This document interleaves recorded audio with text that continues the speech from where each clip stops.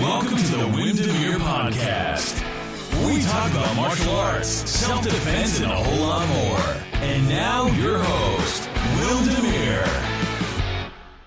Hello, everybody. Welcome to the podcast. This is episode 49 already. Time flies. Now, as always, a quick shout out to one of my patrons, and that is Joseph Killian this time. Joseph's been with me for, I think, close to 2 years, coming up on 2 years now. So thank you, Joseph, for your support. And if you also want to support the podcast, go to patreon.com/Wim Demeere. So that's my name. And then you can find everything that is there already. And you can support the show, my blog, and everything else. So that said, I have some news that I want to share, some updates basically. So I'm going to go over those first. First update. So as I mentioned a while ago, I'm working on an online membership site for the Tai Chi Chuan style that I teach, and that is online.taichichuan.com. You can go there already and then subscribe to get an update when it goes live. This has proven to be, as always, more challenging than I would have hoped. And the main hurdle this time is the software that I use to annotate and draw on instructional videos. I've been using that for years now, mostly on my Patreon for the violence analysis videos that I've been doing. But it turns out that for the quality that I want to have on online Tai Chi Chuan, it's just not enough. And I contacted the tech support, and they said there's not going to be an update. So I'm a little bit stuck here with that software, and I'm experimenting with alternatives. It's been quite difficult to find one that is, let's say, within my price range. If you go to the professional software that costs thousands of dollars, yeah, sure, that works fine, but that's a little bit out of my reach. So I'm working on a solution. I hope to find one soon, but in the meantime, I have already produced a bunch of videos already that I will upload to that membership site. And what I want to have is have everything done so that there is a package that is available right from the get-go that is already pretty damn good. So that it's pretty comprehensive already for people who want to start, who don't know where to start and they want to start. So that is my goal. That should be doable. That is something that I think I can pull off even if I don't have the software that I actually want. So that's what I'm working on right now. I hope to finish that as soon as I possibly can. If you follow me on social media, in all the usual places, you can find me there, and I'll announce it obviously. If you go to online.taichichuan.com already right now, you can just sign up with your email address to get a notification when it goes live. No spam. This is just a general email like, hey guys, we're live. Come join us if you want to. The overall project has actually gotten quite a lot bigger than I had anticipated. The main reason is that as I was preparing videos and writing scripts and working on mapping out everything that I wanted to have in that membership website, it just became bigger and bigger. There was always more that I like, well, if I say this, I have to explain that, and so on. And as I talked to a few people who advised me, they said, well, why don't you add this and this and this? So it's gotten to be a lot bigger, which means that it's going to be much more work, obviously, to get it done. But the good thing about those kind of sites is that every video that I finish is done. I don't need to start over, and the material stays online. So what I aim to do for the launch, which will be available right from the get-go, is going to be some theory, some videos explaining the background theory, the how, what, why of Tai Chi Chuan. Then also there's going to be an explanation of a bunch of fundamental things you need to know when it comes to body mechanics and so on. There will be basic exercises, there will be introduction exercises, and then there will be both demos of the short form and a full explanation on how to practice and learn each individual part of that short form. So each technique will be explained. That will be ready when we go live. What I'll also add is videos of the other forms with both just a demonstration and then other videos in which I talk you through it. Now, what I need to do after that is done is do the individual techniques in an instructional manner as well for all the other forms. That's going to take a little bit longer. And the main problem here is the beautiful Belgian weather kind of lets me down. So I'm still in quarantine, in lockdown, so I'm not allowed to leave the house all that much. So I'm dependent on the weather being okay so that I can make videos outside. It's touch and go here. So in my beautiful country of Belgium, things are not always as shiny as I would like them to be. So the work is intermittent. Let's call it that. And as soon as I finish everything on that front, I'll obviously upload it. It's going to be, again, same thing, too much to do in one go. So what I will do once the site goes live is add videos every month. As I can make them, just add them more and more. For instance, there will obviously be a bunch of self-defense applications that I will teach both for empty hand and weapons. Thing is, right now I don't have access to demo partners because we're not allowed to get together, so I can't film anything. Now, luck has it that I already made videos and tons of those of a lot of the self-defense applications and weapon applications, so I can work with those, but obviously not everything is there. And that's going to be a huge amount of work. So, and it's fine. I've committed, so I bought the website, I started setting up the software that has to run in the background, so all that stuff is on the way, and I was just adding the content and eventually going live. So I'm excited. It's a project that I had in mind for a long time, but it was just like, okay, I never really had the time to really work on it because of a bunch of other reasons. Mainly that I also have a job, but that job is right now, like, it's gone. So I'm not allowed to work because I can't go to clients to teach them. So I can work on other stuff, which is what I've been doing. So online-1.com, go there and check it out. Next thing, so that is something that went a little bit into the background because of just me basically rearranging my personal and professional life in the last 7 weeks due to the COVID-19 pandemic.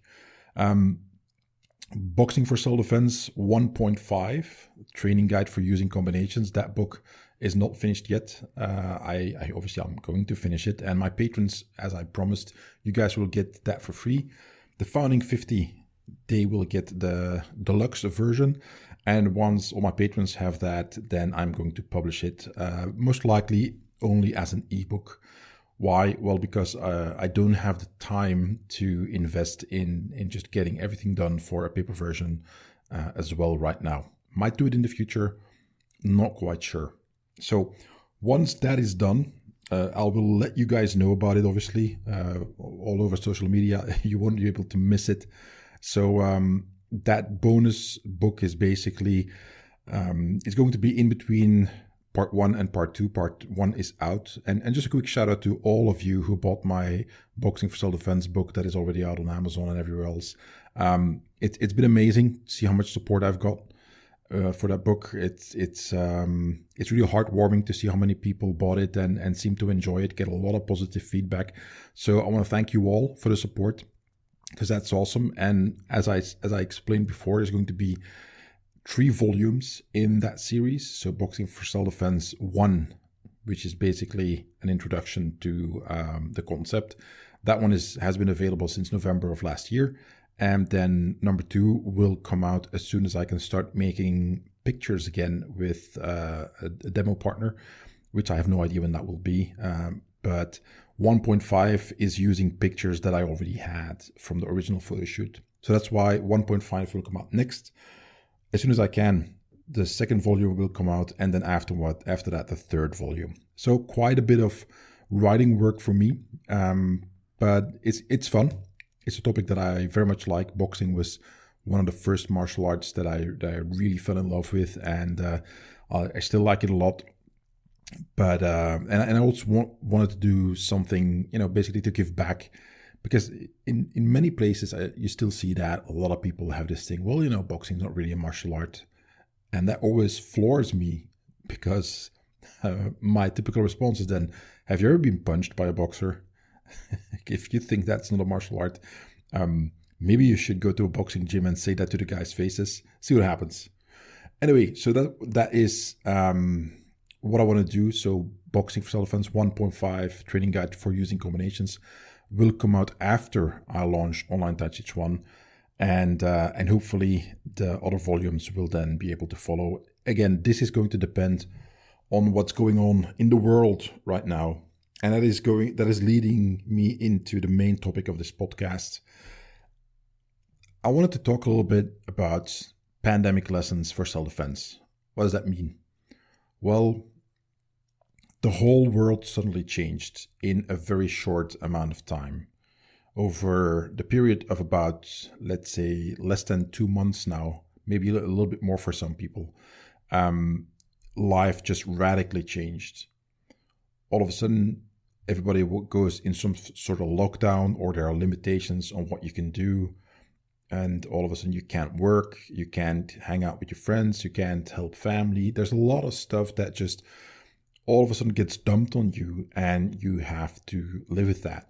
Now, fingers crossed that as time goes by, hopefully there will be a vaccine soon. Hopefully there will be some sort of medication that is very effective. Hopefully a lot of this stuff is going to happen soon.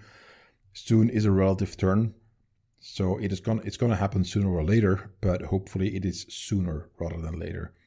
So what I wanted to talk about is that when you look at how different your life is today and the attitude that you need to have to pretty much be functional in this kind of weird times that we're all living in, that is a large contrast to, let's say, 5-6 months ago.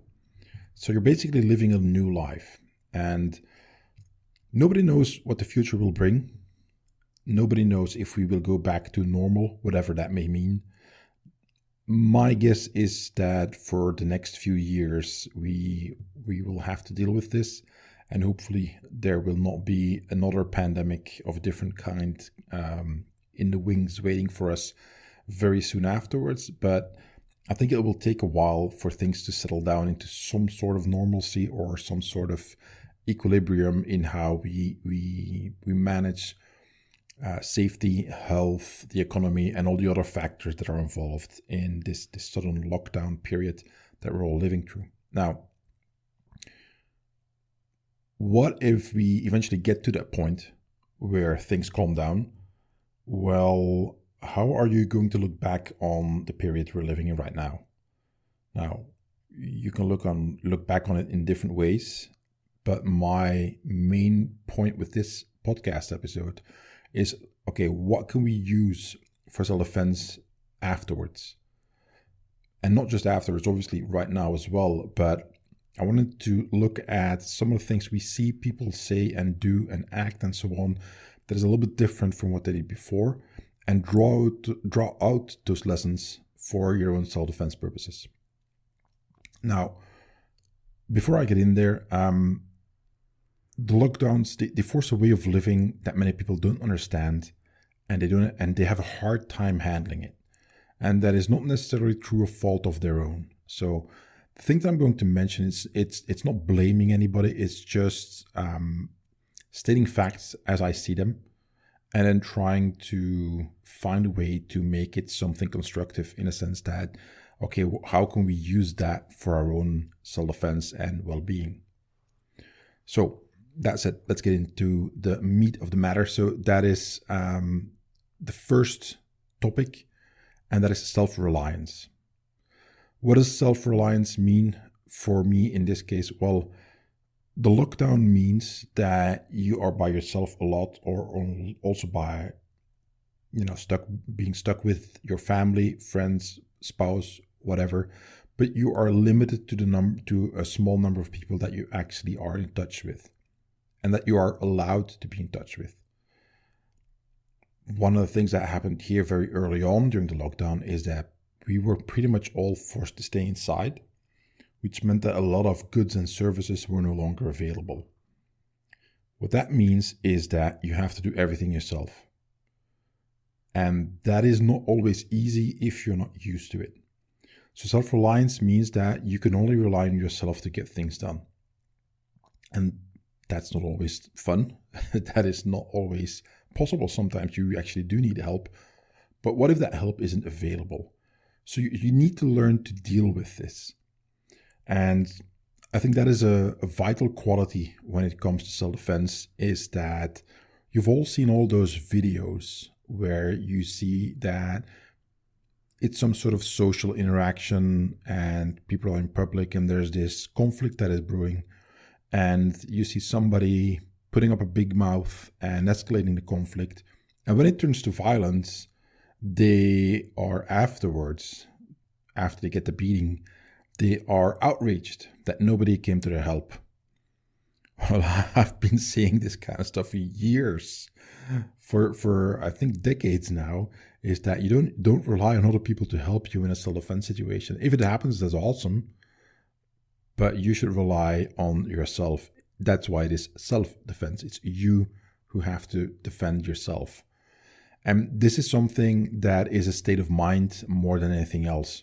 So during this lockdown, you're forced to rely on yourself. And I think that attitude is something that you can really take with you, I should say, after this is all over. And it's something that is prevalent throughout our lives right now. And it's the case in pretty much anything that has to do with your daily life.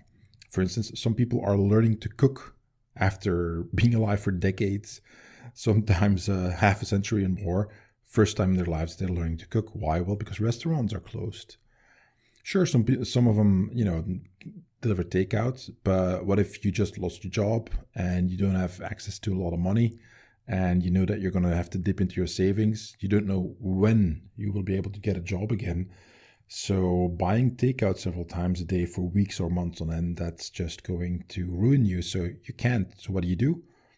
Well, you have to find a way to eat. So that means for many people actually learning to cook. And it's all of a sudden, a lot of people get a lot more respect for the kitchen crew in their local diner, because those guys do a lot of hard work and it's not as easy as it looks. And that is basically what boils down to. You have to fix problems that you aren't used to facing. Problems that you didn't knew existed in the world, all of a sudden you have to fix those. And that brings me to another point that I think is critical, and that's perseverance. It means that there's adversity. You need to overcome it because you have no other choice. And you have to keep on pushing until you fix the problem or you have a solution. That is also a mindset. And it is, when it comes to self-defense, a critical mindset, in that let's go back to that hypothetical situation where somebody picks a fight with somebody else and they expect to get some help from bystanders. They may even try to recruit them, and then nothing happens. And they suddenly realize that, well, I'm on my own here. Okay, well, whatever comes next, you're going to have to persevere and go through. And this is one example. Obviously, I could give you many, many more. But the point is that once you are facing a difficult situation, at this stage, you can't give up. Giving up is not really a solution. It's not really an option at that point. So you're going to have to persevere. And when it's difficult, you're going to have to keep on pushing through until you come out on the other side. I'm not even talking about, are you the guy or girl who instigated the conflict, or are you just pretty much the victim when it comes to whoever started it? Doesn't matter. Once you're in a conflict situation, you're going to have to pull through. And that means pushing yourself even when you don't want to, even if you think you can't. So that kind of mindset that a lot of people have to adopt right now, I think is very valuable. Which brings me to another point, and that is endurance. Now, that is both mental, emotional, and physical. The reason why I mentioned that is it's not all that hard to be very impressive if you only have to do a one-off performance, whatever it may be.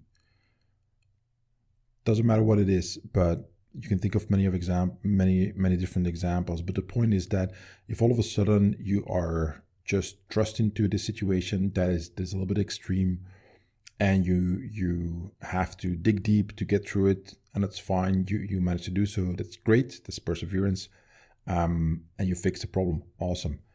Okay, how about you do that every day for weeks or months on end, where the exhaustion is starting to set in, where you are freaking out because you haven't talked to somebody in maybe weeks by that point, and so on.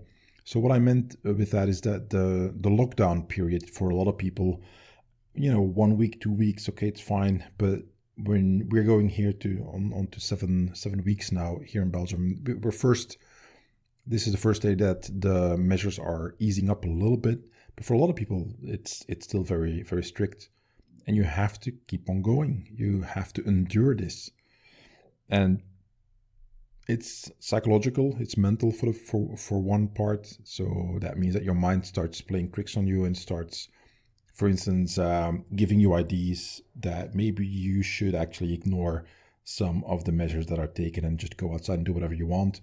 And that's just your brain tricking you into giving into some of your let's say desires, or some of the things that are brewing in your brain in the background, and you're rationalizing to do them. It's also emotional. A lot of people are a lot more prickly. It's easier to get angry and to lash out. So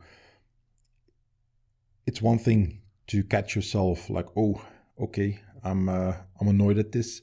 Why am I annoyed? This is something that I normally wouldn't even bother me, and now I'm just on edge right away. So what's going on here? Well, catching yourself when you do that is one thing. If you've had to do that dozens and dozens of times over the last few weeks, it gets exhausting. So that is a point where you eventually might break, and then the endurance part once again comes into play.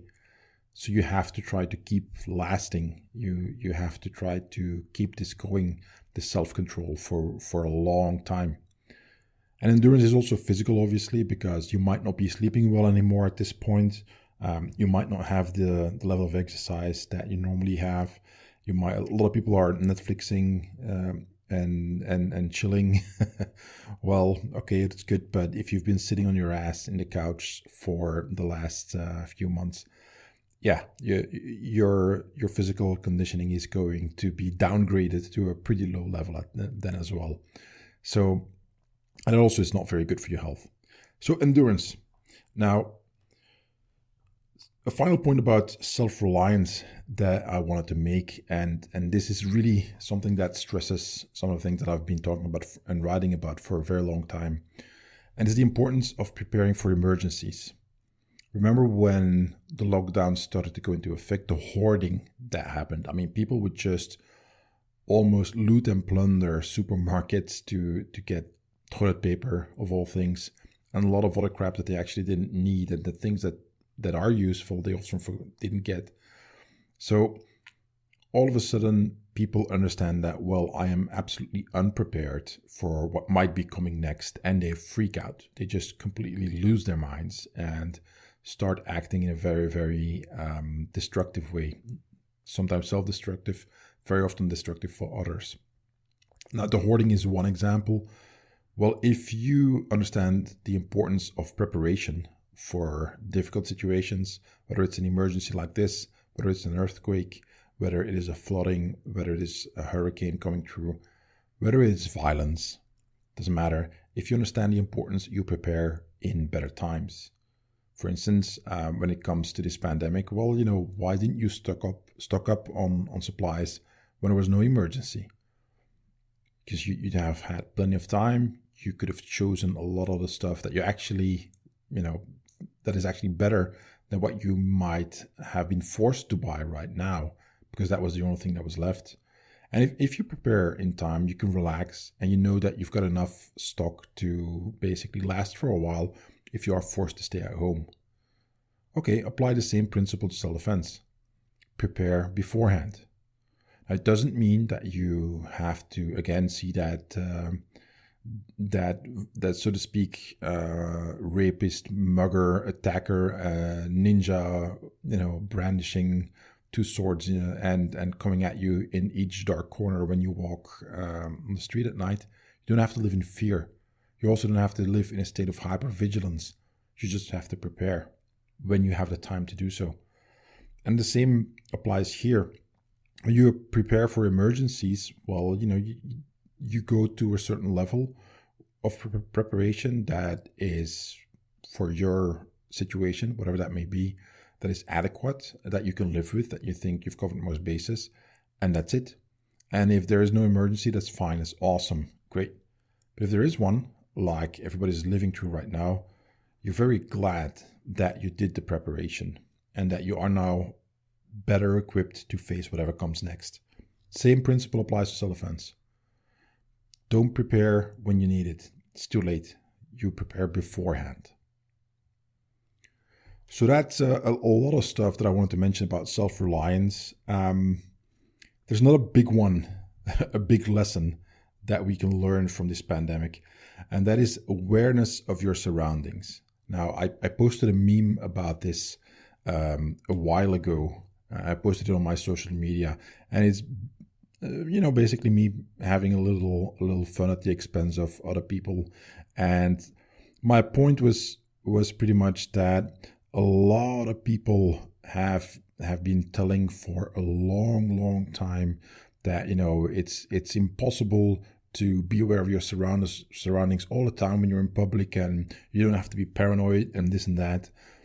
And the very day that they go into lockdown or that there are a lot of limitations, they don't let a single person come close to them in the supermarket, and they are aware of the smallest insect, so to speak, that is coming near them. And my point was that, this is the stuff that we've been saying for years, both me as an instructor and many other people, is that awareness is one of the keys in self-defense. And for years, I've had to hear people complain about it and say, well, you can't be aware all the time. Nobody said you had to be. Yeah, and you can't fix everything with awareness. I never said that. And it's so exhausting, not if you do it right. So a lot of those excuses to not have to be aware were basically boiling down to people wanting a magic solution to the problem. Like, if I just take this pill here, I'll be healthy forever. That's what a lot of people want. Same thing when it comes to self-defense. If I just do this one thing or know this one punch or kick or technique or whatever, I can handle anything that comes my way, so I don't have to be aware. That's not how it works. That is absolutely not how it works. The primary lesson that you have to understand when it comes to self-defense is that if you can avoid a conflict, it is a conflict you just won. And there are no risks coming your way by engaging in that conflict if you can just sidestep it altogether. So what you do is you have to be aware of what's going on around you, and at that point you can make sound decisions to avoid whatever escalation somebody else might want to force on you. If they can't even come close to you, if you're already gone, then they can't pick a fight with you. So that's a very basic way of explaining it, but you get what I mean. Now, right now, a lot of people are used to this already now because of the social distancing. So you have to stay 5, 6, however many feet away from you. It's about 1.5 meters, 2 meters here in Europe. So you have to stay away from people, which means that all of a sudden you have to be aware who's coming close to you. There are still people who are ignoring this, and there are also assholes who do it on purpose. And both men and women, that exists. People are still people, even during these crazy times. So that hasn't changed. But a lot of people are very much aware right now of their surroundings, where before they weren't. The only thing that actually changed is that there is a reason for them to be aware. Because there's an invisible enemy, there's this virus that nobody can see, and you don't know who's infected, and so on. And you see all these images of the ICU wards in hospitals that are just basically flooded. When you go look at certain countries like Italy and Spain and so on, where people are dying massively because of this, all of a sudden people think like, whoa, I don't want to end up like that. Well, when it comes to violence, that was going on your entire life, but you just weren't aware of it, or you chose to ignore it. Now, all of a sudden, because of the social distancing, there's this concept that you apply, that you think is something that is going to help keep you healthy and safe. and you use it. My point is that once this is over or once things settle down, keep using it. Keep being aware. Stop finding excuses not to be aware of your surroundings and just try to keep that radar that you developed, basically, of who is, coming close to you or standing near you and so on. Well, keep active. Keep using it. There are other reasons than this pandemic to use it. So stick with it. And then we come to another thing that I want to mention. The next huge lesson that I think a lot of people can learn right now is that their assumptions are not necessarily accurate. There's a lot of how you think the world worked is now proven to be untrue. For a lot of people, that means that there were some people that they thought they could count on, and they aren't there right now. And in many cases, what you also see is that random strangers offer sometimes more kindness than people you've known for a long time. Because depending on which part of the cycle of a pandemic that we're in, people are actually quite helpful at times to each other. Now, I have to say, obviously, that isn't always the case. There is a lot of violence as well. And that brings me to the next assumption, is that strangers aren't, by definition, safe. So ignoring problems, ignoring somebody coming closer to you is also something that you can't do anymore. For instance, there at the beginning of the pandemic, it was, I think, maybe a little bit more, but I still see reports from all over the world where it's happening. But I mean, do a Google search and you'll see how many fights there have been in supermarkets, in parking lots of supermarkets and so on, where people who they just lost their minds and started fighting. Well, that is one of the best ways you can get infected by the COVID-19 virus if you are in close proximity with people who are sweating and spitting and breathing really hard and so on. That's just the best way to get it. And then you put hands on each other. Yeah. So the assumption that social norms are still the same as they were before society changed so massively, that assumption is out the window. That doesn't mean that there are no rules. That doesn't mean there are no social norms anymore. It only means that some of them that people relied on in daily life to do whatever they want to do, to get through the day and so on, well, they are either gone or they changed. Or people you normally expect to react a certain way actually don't. Now, my point with that is that it's not a contradiction with what I said before, that sometimes random strangers give you more kindness than people you've known for a long time. It's not a contradiction. The whole point is that we're living through these strange times and everybody reacts differently, which means that you have both good and negative things come out of that, and sometimes in equal measure. So the point I want to make with strangers and other people is that the assumption of safety is an illusion, and it's always been that way. Only now you have a reason to see it happening when you see people in the supermarket standing in line, getting angry, and this fight breaks out. Just the other day, I saw another one of those videos where a bunch of people got in a fight because somebody, jumped the line or something along those lines.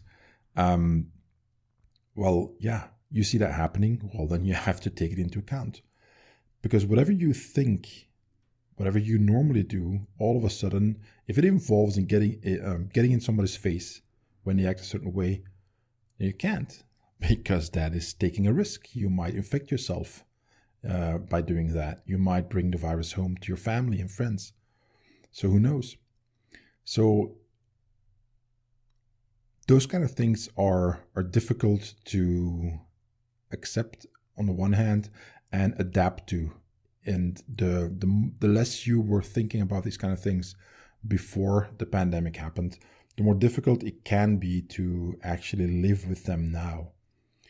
And I'm going to bring up another one, the final one in these assumptions, and that is things like hospitals and supermarkets and all those kind of things. They're not self-evident. And I mentioned this before. I haven't gotten around to doing it yet, but I wrote about this thing in my Patreon newsletter a while ago. And it's when my daughter turned 18, I took her to the port of Antwerp and showed her the machinery. And the machinery is basically everything that happens behind the scenes to make a lot of the things she likes to have in her daily life, to make those happen. A lot of people don't understand how that works. Now, the level of, let's say, comfort and medical care and standard of living, all those kind of things, the level that we have them at right now, for the average person, not everybody, on average, is pretty damn high. It's really high, historically speaking. Now, it's relatively new. For instance, supermarkets, they haven't been around for 1,000 years. Supermarkets are a relatively recent concept. And the same is true for modern medicine and a lot of other things, services and goods and so on, that a lot of people don't even think about, that they actually might break down. And assuming that they can't break down is incredibly naive or a problem of being uninformed. So what we're living right now is that a lot of people notice that all of a sudden you can't get what you want because it isn't there. It doesn't matter how rich you are or how much money you have in your pocket right now, you can't get it. For instance, Italy has been in lockdown for a long time. So there's a lot of products that normally come from there that throughout Europe you can't get because they're not being exported, because the factories shut down and so on. The same thing happened with a lot of auto parts. A lot of car makers ran into trouble a few months ago because China was basically in lockdown and the factories were closed, so no auto parts. All of a sudden, the whole production chain tends to grind to a halt, and you can't finish those cars and you can't deliver to the customers and so on. So the machinery that runs behind the scenes of modern society is very complex.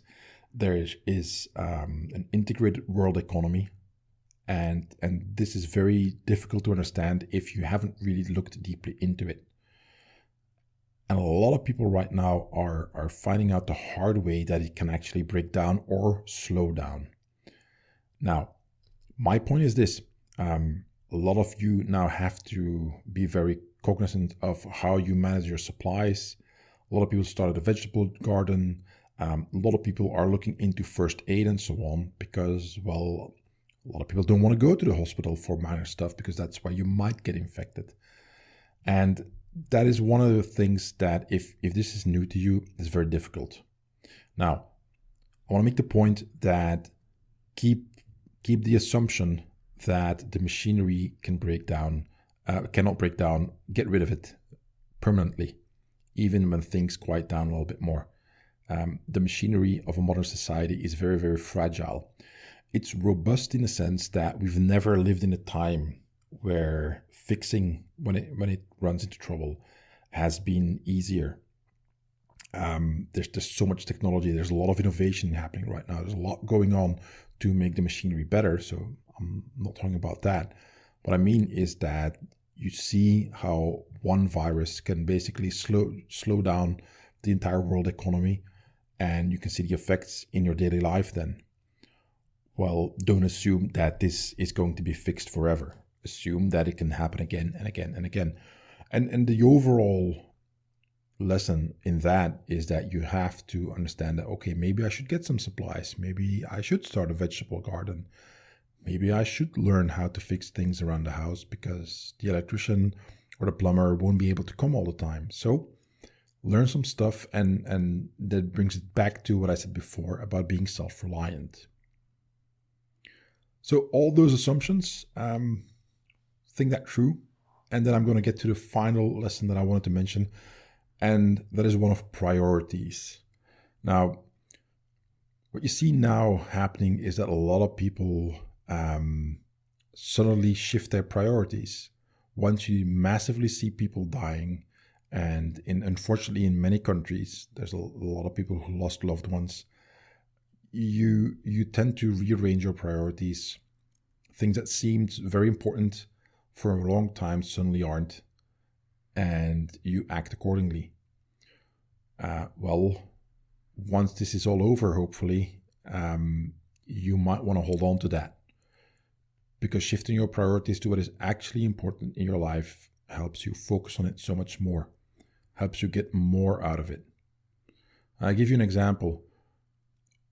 All those social media influencers, the celebrities that were active on social media, for a lot of folks right now, they don't care about that anymore. They hardly follow those people anymore because, well, a lot of those, they're not really in trouble. They're living in huge mansions. They have plenty of money.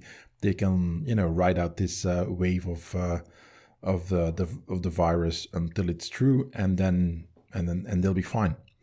That's not the life of the average person. The average person, for around the world, a lot of people, they're struggling.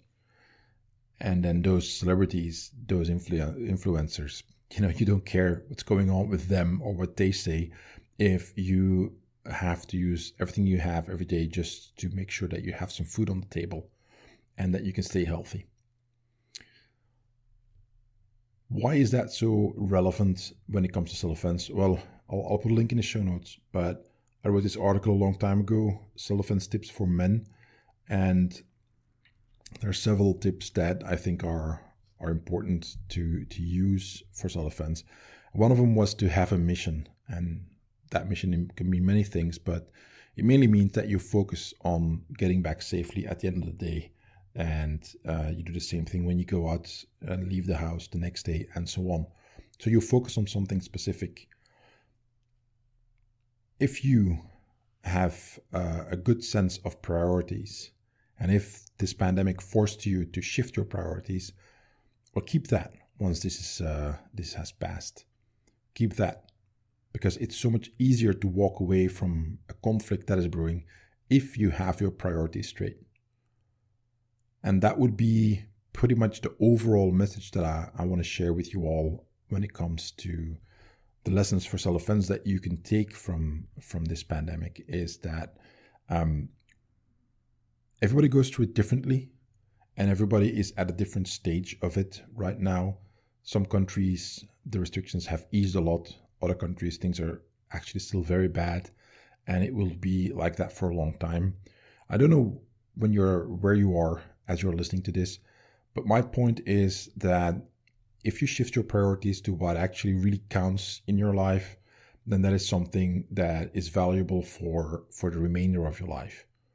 Instead of just thinking about it right now, take that with you once this is over, and then you can have a much easier time avoiding so many problems that have to do with violence, because it won't be worth it to you when it comes to a lot of the social violence that you might encounter, which is for the most people the biggest issue. Okay, that's it, guys. That was a long explanation that I wanted to give, but I think it's important. I think it's, there's always a lesson to be learned, whatever it is. It might be a lesson you have to relearn a couple times, but we're living through these unprecedented, very scary times for a lot of people. And hopefully one day we can look back and say, wow, that was a really bad time, but I'm glad it's over. And it would be such a shame if then you don't remember anything that is worth remembering. So as always, my point is that as we grow up from childhood into adulthood, a lot of people stop at that point and think this is it, and I disagree with that. I think the point of being on this planet is that you keep growing, you keep learning. So every problem that you face is an opportunity to keep on growing. And if anything, this pandemic is going to throw lots of problems your way. So there will also be a lot of lessons. And I just wanted to highlight that a little bit in this episode. So that's it. For the show notes, go to wimsblog.com/49. Obviously, patreon.com/Wim Demeere, my name. Like, share, subscribe. Join me on social media, and most of all, join me next time. That's going to be episode 50. I've got a really great guest. I already did the interview with Rene Dreyfus. He's of Radical MMA New York, and we had a really wonderful time talking about his martial arts background, his life, MMA, Brazilian Jiu-Jitsu, Judo, and so on. It was a really interesting conversation, and I think you guys will enjoy that too. That's it. I want to wish you guys all the best, and I'll talk to you next time. Thanks for listening to the Demeere podcast. For more information, go to www.wimsblog.com.